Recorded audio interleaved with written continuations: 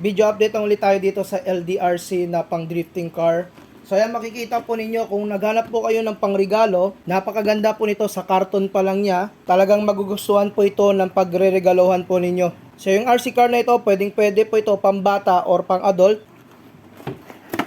Pag nag-order pala kayo nito, kayo yung magkakabit ng mga parang decals niya po dito, yung mga side mirror niya, at saka meron siyang kasamang charging cable para po sa kanyang battery dito sa RC car. Sa remote control naman, kayo po yung magpo-provide po dyan ng dalawang AA na battery. So ngayon, i-test natin ito. Switch on ko lang muna dito yung remote control car.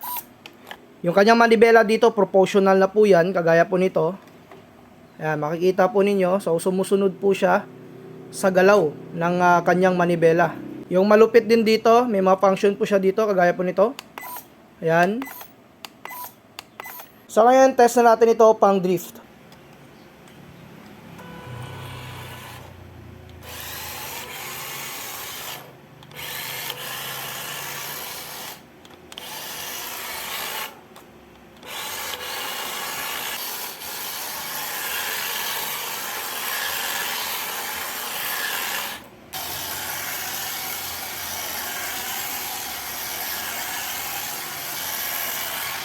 Kung naghanap lang naman kayo ng ganitong klaseng RC drifted car, pakiclick lamang yung ating yellow basket.